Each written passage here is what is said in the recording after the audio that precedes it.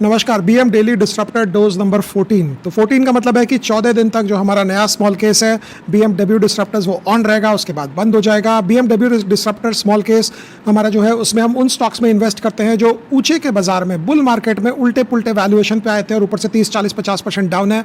हम उन स्टॉक्स में इन्वेस्ट करते हैं जो स्पिन ऑफ कर रहे हैं, मतलब एक बड़ी कंपनी है वो छोटी कंपनियां निकाल रही है। बड़ी कंपनी एक लार्ज कैप भी हो सकती है, लेकिन उसकी जो छोटी कंपनी जो स्पिन ऑफ में आती है वो स्मॉल कैप और माइक्रो कैप भी होती है, मिड कैप भी होती है। तो वो टाइप की कंपनीज में हम इन्वेस्ट करते हैं।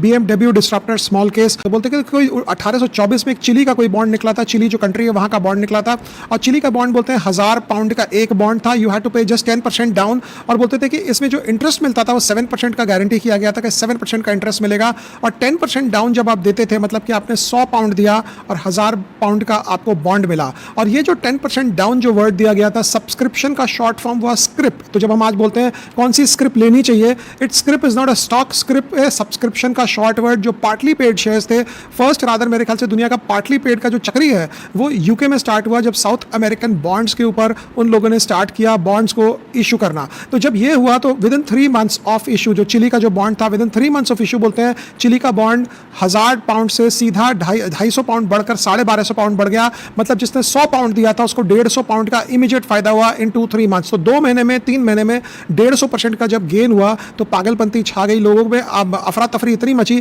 कि पेरू करके कंट्री है साउथ अमेरिका में, बहुत आज तो कोई खास नहीं है पेरू, बोलते पेरू के नाम पे बॉन्ड उठा। ये पैसा कभी साउथ अमेरिका नहीं जा रहा है, ये पैसा यूके में ही रह रहा है, ये पैसा फ्रांस में आ रहा है। फ्रांस में इसलिए क्योंकि यूके में आप 5% से ऊपर चार्ज नहीं कर सकते थे, तो ब्रिटिशर्स ने ये दिमाग लगाया कि यार हमारे कंट्री में तो इससे ऊपर चार्ज नहीं होगा, क्यों ना हम फ्रांस में पैसा लगाए। हाँ, फ्रांस से यूके पैसा लाने में और यूके से फ्रांस पैसा ले जाने में उस समय LRS वाला स्कीम नहीं था। अगर यहाँ वाली हमारी गवर्नमेंट कुछ ज्ञान दे देती उनको उस समय 250-300 साल पहले, तो LRS लगा देते तो मुश्किल होता कि यहाँ से पैसा वहाँ नहीं जा सकता था, वहाँ से यहाँ नहीं आ सकता था।